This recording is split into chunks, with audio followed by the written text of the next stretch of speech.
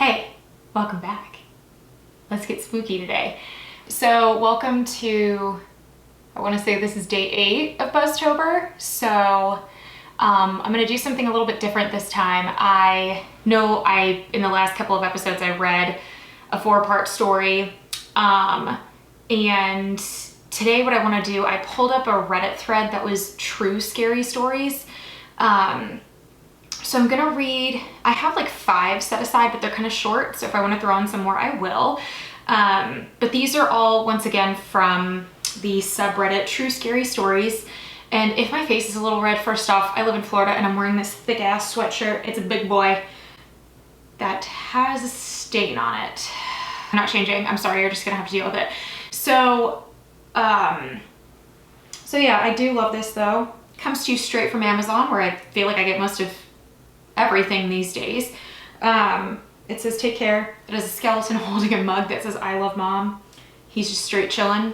I'm kind of just straight chilling right now. So yeah, I haven't read these True Scary Stories yet. I just did it based off of the titles. So that, and I found like some kind of thread that was like the best of the True Scary Stories in Reddit. So without further ado, let's dive in. Oh, I guess I should tell you, okay, just to be honest, I am not drinking today because I just came from the gym. So if my face looks really red, and obviously I don't have makeup on, lucky you. Once again, you are just loving watching this, I'm sure. I'm super dehydrated. I went like a little bit too hard. Not like bragging, I mean like just needing to hydrate is all that I mean. So right now I'm drinking a big old Stanley, but let me tell you what's inside. Can you guess? Liquid death. I'm obsessed. I don't care. Judge me. What's that thing? It's that sound. It's like, I am obsessed and I'm okay with it because this is an obsession that I don't think will hurt anybody or something like that. I'm sure I messed it up, but anyway. So I'm gonna take a big old swig here. Oh my God, that's so delicious and refreshing. Let's go ahead and get started with our first story. So our first story for today is called Mommy's Car is Gonna Get a Boo-Boo. I'm sorry. Okay, maybe this, we'll see how this one goes. I honestly have no idea. And this is written in, oh my God, that's so mean. I'm not laughing at your story. If you are a person watching this, you're probably not, because I don't even know who the hell this is gonna reach, but probably not a lot of people. But anyway, so I just wanna make it very clear, I am not making fun of this person's writing. For some reason, the title just made me laugh because I feel like I sound like an idiot saying it out loud, but that's just me. Sorry, this is written in by Gullible Patient 126. My mother told me that when I was a little girl, about 3 to 4 years old, I lived with my young parents in an apartment. My mom worked at a nursing home and would leave every morning and come back every night. One morning, I ran up to her saying, "Mommy, no, don't go. Mommy's car is gonna get a boo-boo," over and over. She of course thought I was just being a silly kid and said not to worry and that she would be okay. So she went to work and came back later on, nothing amiss. The next morning came, and I ran up to her saying the same thing. Mommy's car is gonna get a boo-boo. Except this time, I was more frantic and hugging on her. The same as the morning prior, she said that there wasn't anything to worry about and that she'd be okay. And finally she consoled me and she was off to work. Again, nothing peculiar happened and everything went as usual. Now the next morning, I was hysterical, repeating the same thing, "Mommy, don't go, mommy, don't go, mommy, don't go." This time I was dragging from her ankles and wouldn't let her leave. I was crying and screaming and I wouldn't let go of her. My father had to come peel me off of her as she left for work. That night on her way home from work, oh, this is about to be good, I feel it. She was at an intersection and the light was red. She was going to make a left, and when it turned green, she went to go. But for some reason, she remembered my freak out and described that she heard my words in her head. "Mommy's car is gonna get a boo-boo." And so she stopped and did not go at her green light. All of a sudden, a truck came barreling through the red light from the left side of the intersection and just missed my mom's car. Whoa. She was stunned. She looked up at the light and it was still green, then looked around and made her left. Shaken, she pulled over after making a left. She was emotional because if she had gone and made her left when the light first turned green and hadn't remembered what I said, her driver's side would have been creamed by the truck barreling through the red light at the intersection, which most likely would have killed her or put her in critical condition. She pulled herself together, then proceeded to make her way home. The next morning, when she went to go leave for work, I put up no fight and only said goodbye and that I loved her. Could be a strange coincidence. What do you guys think? So I kind of had a feeling where this direction was going. So interesting. I'm sure a lot of you have read this, but I think stuff like this does happen because, for example, there have been multiple stories about, like, I think the one that sticks in my mind, and I'm sure I'm not going to remember the details like perfectly, but I remember once hearing a story about a child who made their parent run late that morning for work or something, and they come to find out that because the parent was running late for work, this was in New York City, that they weren't able to make it to their place of work, which was in the Twin Towers on 9/11. So them being late because of their child, in fact, saved their lives. And I believe that. I don't always believe in everything, but that is something that sounds pretty real to me. The other thing too, I don't have a child or anything, but this is like the closest story that I have to something like that, where your instincts, you just kind of go with your gut. I have a coworker, she's one of my favorite people in the world, and she has like the best like sayings, like stuff that really makes you think. Shout out to you, Katie. And one of the things that she always says is like, we're all animals at the end of the day, like trust your instincts, or something along those lines. And I totally believe that. So for me, again, I don't have a child or anything, so this isn't quite the same, but I remember, so I used to work at a hospital and I used to plan events for the hospital. So because, at a hospital, there's day shift people and night shift people, I often, did double duty, and I was there like first thing in the morning at like 4 a.m. and sometimes I wouldn't leave until after midnight or even later, because we wanted to make sure that everybody could participate, not just the daytime shift, but also the nighttime shift. So there was one night in particular where I was driving home super late from the event for the night shift group. And I remember I came to an intersection and my light turned green, and something told me not to go yet. I would consider myself a pretty attentive driver. Am I like the best driver in the world? Like, nah, but I would say I'm pretty like aware. I drive a lot for work now, so I try to be as good of a driver as I can be in terms of like safety reasons. But yeah, something made me not go quite when the light turned green, and I don't know what it was. It was just something that told me to sit for a second, and sure enough, a big old like charter bus came barreling through a red light. So if I would have gone, I would have definitely gotten hit pretty hard, like T-boned on the driver's side. So yeah, that could have been really bad. So yeah, just gut instincts, people, go with them.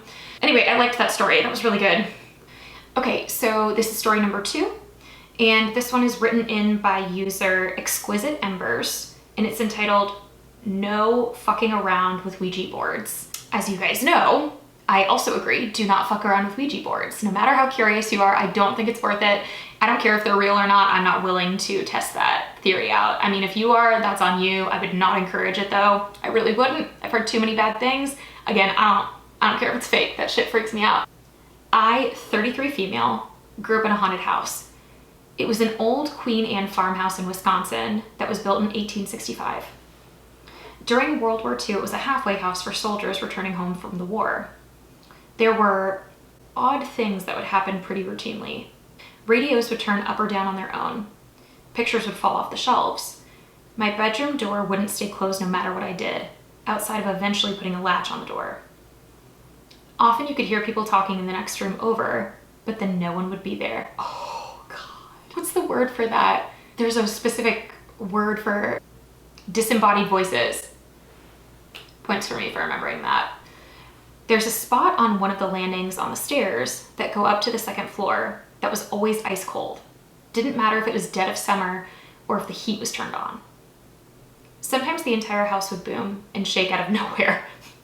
Like someone hit the house with a car. Okay, that's fucking terrifying. I'm sorry, that's terrifying. And sometimes there was a banging noise in the ceiling, which would start at one end of the house and then rapidly, too rapidly to be some kind of critter, it would travel along the ceiling to the other side of the house. Took about 2 to 3 seconds. There was a freak cherry tree in the backyard that grew as tall as the house, 3 stories. Holy cow, that's a big ass tree. There was also a young woman with blonde hair and a white dress who appeared pretty commonly to guests in the front hallway.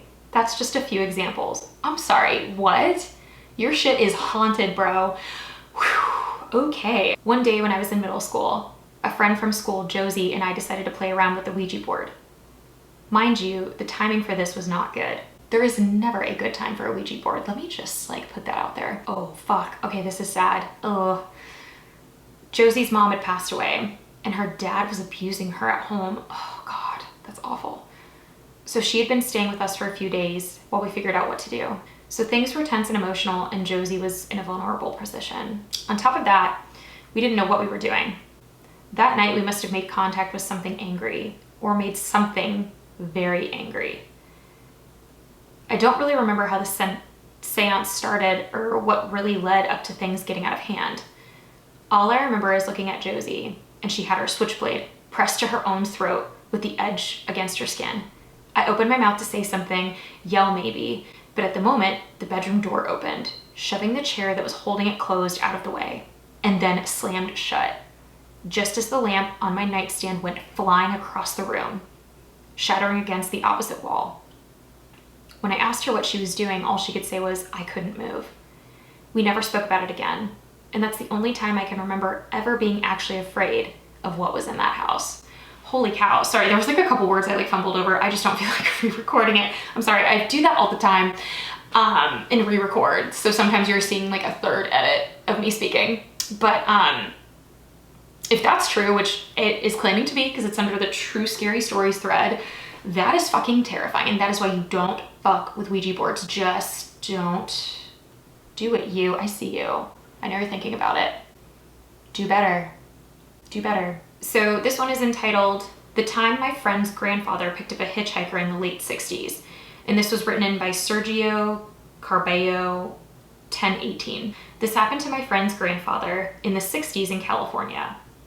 So my friend's grandfather, let's name him Joseph. Joseph was a taxi driver and would work for many hours to support his family, and he had just gotten out of Vietnam a few months prior. One time he was driving down a road with trees around and saw a man on the side of the road stick up a thumb, and Joseph stopped the cab. The man got in. Joseph said the man looked short. He had dirty long hair and a bushy beard and a weird accent. Joseph remembers the man saying, "Hey man, thanks for stopping. You're a good man." Joseph asked where he wanted to go, and the man said, "Nearest town, please." Joseph said, "Sure," and he started driving. Joseph started to make a conversation with the man in the back of the cab. Joseph asked the man, "Where are you heading?" And the man said, "I'm going to see some family." And Joseph said, "That's nice. It's always nice to see some family." And the man chuckled and said, "It sure is, man." Joseph said he got a very funny feeling about the man, but didn't think too much of it. The convo ended, and half an hour later he arrived, and the man asked Joseph his name, and he told him. Joseph asked the man what his was. The man said, "My name is Charlie," and they both said goodbye to each other. Joseph drove off, not thinking much about it. But it wasn't until months later he saw Charlie on the news. Turns out the guy he picked up was none other than the notorious cult leader Charles Manson. Oh shit. Joseph saw the news and was disturbed. He never told anybody about it because people would think he was lying and making stuff up. Joseph passed away in 2022, and months before he passed, he told my friend and his family the story of meeting Charles Manson. Joseph got chills every time when he sees or thinks of Manson. Some people will think of Joseph making this up, but he said he doesn't care, and that he will forever be creeped out by that experience. Ooh, oh my God, I feel like I've heard similar stories to that before. There's one for William H. Gacy. Wait, oh my God, no, I think that's like a president or something. William H. Macy. Oh my God. Wait, who's, I totally said the wrong name. The Gacy, like the clown guy. Look him up. I don't feel like explaining that whole thing, but oh my God, I can't believe I just said the wrong name. Please forgive me. Anyway, freaky as fuck. Charles Manson was the Helter Skelter guy, right? Yeah, I think that was him. Okay, the next story is entitled, I talked to an alternate version of my family and no one believes me. And this is written in by, I think it's supposed to be Chrissy, but it's spelt really cool, like CR1SI. Around 8 or 9 years ago, I was hanging out at my old house, chowing down on some food my mom cooked for me. It was pretty early, like around 11 a.m. So my big brother was at school and my dad was at work. After I finished eating, my mom prepared for me. The kitchen home phone started ringing. This is written kind of weird, I'm sorry. And I told my mom before she went upstairs to her room. She told me not to answer it. But as soon as she was out of sight, I just couldn't resist picking it up and seeing who was calling us. When I picked up the call, it was my mom's voice on the other end saying, "Hey, is this Christina?" I was like, "Yeah, why?" We had a whole chat just like we were in the same room. But here's the weird part. My real mom was still upstairs, not on the phone with me. And while I was talking to her, I could hear my dad, who was at work, chatting with her too. I asked my mom if it was Dad, and she said it was. I even asked if I could talk to him, and she passed the phone to him. I was freaked out, but curious, so I asked him what he was up to. He said he was making cereal in the kitchen. The crazy thing was, I was also in the kitchen on the phone with them. This was getting seriously weird. I started getting suspicious that my parents were playing a prank, so I thought, let's see what happens if I go talk to my brother. My dad handed the phone over to my supposed brother, and I got spooked and hung up. But then the phone started ringing again, and I gave in and answered. They were asking why I hung up, and I came up with a lame excuse about needing to go to the bathroom. I asked to talk to Christina, which was actually me, and things got super eerie. I heard myself talking to me, and it was just too much. I ended the call. They kept calling a few more times, but I ignored them. Honestly, to this day, I'm still scratching my head over what went down. I've tried to look for answers in people who've been through similar stuff, but I haven't found anything that clicks. My AI buddy mentioned maybe I mixed up my memory or had some kind of wild dream, but I'm pretty sure what I experienced was as real as it gets. If anyone out there has a clue or went through something like this, help a confused soul out. That has never happened to me before. There's a really good glitch in the Matrix story I remember reading years ago, and it had something to do with like a very similar story to this, but it was a person who worked at like a hospital, and they answered the phone to a patient that was actually already at the hospital or something. It's really interesting. If I find it, I'll tag it below in the description or whatever. Freaky. Okay, so this is the next story, and it's entitled The Cross Shed, and this is written in by Emphasis Fast 3028. When my brother and I were about 16 and 14, we went on a walk to our local convenience store for snacks. It was the middle of the day during summer break, and we were just bored. While we were walking, we talked about local legends a bit, and eventually we came to the topic of a really weird house not too far from our own. It was right on the corner of a main and side road, and from the naked eye, it didn't seem too creepy or out of the ordinary. But if you go down the side road it's connected to for about 50 feet, you'd see that in their backyard stood an average size shed. But covering the outside of the shed walls were every kind of cross you could possibly imagine. My brother and his buddies discovered this place while they were on a night walk, as opposed to the day walk my brother and I were currently on. As my brother and his friends walked by the shed, they heard constant banging as well as the light above the shed was flickering uncontrollably. All this being considered, my brother and I decided to stroll by during the day to get a better look at the place, and possibly the people that inhabit the house itself to see what they're like. They seemed like normal people, maybe 2 men and 3 women, all helping unload what looked like groceries from a pickup truck. This is where things get a little weird. As my brother and I are passing the shed, we pulled out our phones to take pictures of it, and then it goes deathly silent. No more cars are driving by, no more chatter among my brother and I, and no more sound coming from the people that live in the house that were unloading the groceries. The abruptness of the silence was enough to make both of us look up from our phones, and there, staring at us now motionless, was every one of the people that lived in the house. It felt like something from a movie. Every slight movement I made, I could feel their eyes following us. We didn't even finish taking the pictures because we were so shook. My brother and I went back a couple weeks later with the same curiosity, only to find the shed torn down. In its place and in its place, a door leading into the ground. What? Also, again, listen, I know I fumbled over a couple things here. There's like a couple grammatical things that aren't written perfectly. I appreciate them sharing their story, but I'm just saying that's why I fumbled a little bit. That's crazy. There's also, oh my gosh, one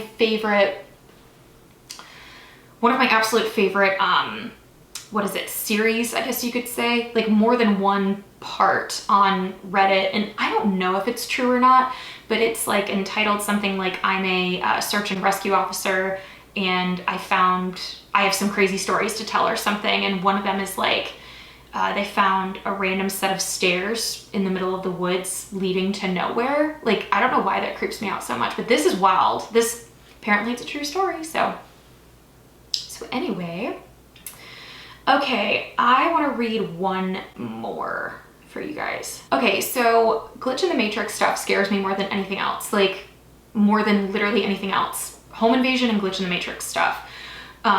Because there's half the time there's really no explanation for it, and there's no proof. I had a Glitch in the Matrix thing happen to me once, and it's gonna sound so stupid, but it basically, like, this is like the dumbest one ever. There's some really scary ones out there.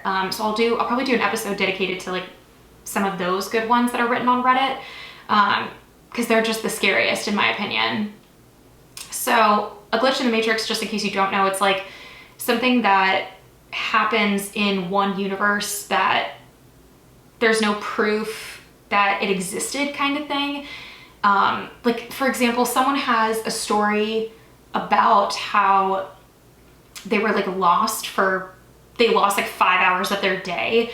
Like, they went downstairs into the basement to like watch a show or something like that, and they went back upstairs like an hour later or something, and it was dark outside, and I guess like hours and hours and hours had passed, and people were looking for them, and they were like, I was downstairs for an hour, and they claimed that the person was not down there. So sometimes it's like things that have no explanation for going incorrectly, like there's no rhyme or reason to it, and it's just terrifying to me. I don't know if I gave a great explanation of that. Once again, Google is your friend. Please look it up. That sounded really sassy. I'm sorry. I'm not that sorry, actually. Whoa. Okay. This will be the last story I read, because I guess I need to go eat or something. Hangry? Nope. Okay. Okay, this last one that I'm going to read, it's entitled, I believe what I experienced was more like a flicker in the Matrix. Ooh, interesting. And it's written in by Immediate Waffle, like wheat thins, but waffle. And again, this is actually, instead of being from the True Scary Stories thread that I was reading from, this is supposedly still a true story, but it's in the Glitch in the Matrix thread on Reddit. I say it's a flicker because it was almost like I was flipping back and forth between parallel realities, or something like that. So the whole day started off when my alarm goes off at 4 a.m. I turn off the alarm, swing my legs over the side of the bed, and immediately snap my fingers, signaling for my dogs to come with me to go outside. When I returned to our room, I was stunned to see that my wife was sleeping in our bed. The reason I was surprised is because my wife was working the graveyard shift at the hospital. I'm 1,000% sure that she was working that night, because I distinctly remember staying up late to text her, and she was not in bed when I fell asleep. I'm so scared. Oh, okay. I think she heard me moving around and woke up. I asked her if she left work early for some reason. She just stared blankly at me and said, "Babe, I was home with you all night last night." Fucking weird, obviously. Yeah, no shit. But I'm still half asleep and need to get to work, so I shrugged it off. Maybe I just misremembered. Okay. I mean, maybe 2 + 2 isn't 4, but it is. So I doubt you misremembered. I was running late for work, so I'm like zooming. Get to work and immediately jump out and hustle to the door, only to find the door locked. I proceeded to try every single door, all locked. I finally start looking around and notice there's barely any cars. I called my boss to ask if we were closed for some reason. When he picked up, he said, "What are you talking about? You know we don't open until 5:30. I'm like, "Yeah, it's exactly 5:30. Where is everyone?" He's like, "Look at your phone. It's 4:30. And when I looked, He's correct. But I'm absolutely positive my alarm said 4 a.m. when I woke up. It uses geolocation to give you the right time zone, so I definitely didn't change it. So what the fuck? What the fuck indeed? I don't have time to go all the way back home, so I reclined my car and just waited. I think he meant I reclined my seat in my car and just waited. Once we finally open up, I bring my thermos of coffee, went inside, got my assignment for my supervisor. I dropped my coffee at the workstation and realized I needed to run back out to my car for headphones and chargers. I go grab my cables and headphones, specifically making sure I had both the black one and the white one since I needed both. I started walking back towards the building and I didn't get 10 feet from my car, but I looked down and the cord's in my hand and I realized I didn't have the black one. I turned back to my car and walked the exact same path, checking the ground, figuring I just dropped it. It was nowhere to be found. I started shining my flashlight under the cars and searching the inside of my own vehicle. Once again, nothing. I was really fucking bothered and annoyed by it, so I stubbornly started searching the entire lot in an expanding circular pattern. Absolutely nothing. Rationally, it can only be in 3 places: inside my car, under and around my car, or in the 10 steps I took before turning around. There wasn't anyone near me or my car that might have picked it up. No animals or anything to run off with it. I never heard anything either, not even any wind. And like I said, I literally only walked 10 steps from my car. There is no rational explanation. It literally vanished when I turned around. This happened a few months ago and I still check the lot every morning to see if it reemerges. Nothing so far. And lastly, after I finally went back inside, I got a call from my wife. That's weird because she was sleeping when I left. I picked up and asked if anything was wrong. She said no, but she's on her way home from work and wanted to call me to keep herself awake on the drive home. Oh, fuck. That is so scary. I was like, what the fuck? I just saw you sleeping in our bed when I left. And she had no clue what I was talking about. I legit thought I was losing my mind. Oh my God, I don't have any explanation for things like that. That is knuckin' futs. That is knuckin' futs. Wow. Sorry again, some of the grammar wasn't perfect. The story was great, but okay, that one, I mean, the scariest part was the fact that he thought the wife was still at work. He turned back into his room, she was in bed. Then she called and said she was coming home from work. That is terrifying, absolutely terrifying. The cord thing, I don't know. I think you can rationally explain that one somehow. I know what they're saying you can't hear. I don't know. I feel like stuff like that happens to me all the time. Okay, like so for me, the closest thing to a glitch in the Matrix I ever had was, I remember distinctly leaving my house and I was going to get my nails done or something. And I picked up my purse and I remember it being in my hand because I had a bunch of other stuff in my hands. And I promise you, and I can't prove it, so like, I mean, believe it or not, like Ripley's, I fucking hate myself. Just like pretend I didn't say that. I remember I had my purse with me in my arm and a bunch of other stuff. Like I had like a cup and my phone and my keys. So I was carrying a bunch of stuff, but I distinctly remember my purse, like putting it down in the passenger seat, like right next to me. I distinctly remember doing that. So I drove to the nail place and I get to the nail place. I went to go grab my bag and the bag wasn't there. And so I was like, oh fuck, like did I leave it on top of the car? I like looked in the back seat thinking I never have done that before unless like somebody's in the passenger seat.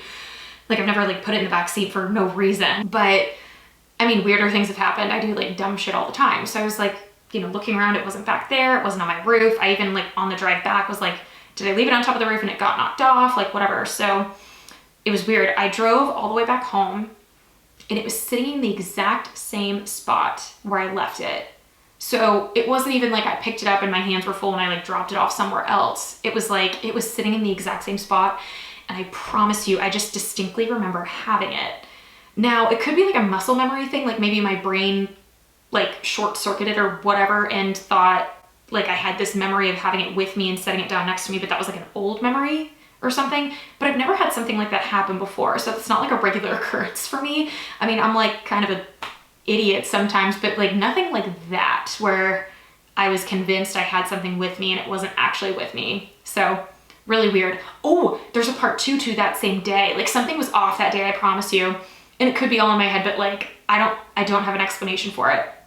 So I go to the nail place, and I sat down, you know, after I'd gone back to my house and picked up my purse. It was with me the second time.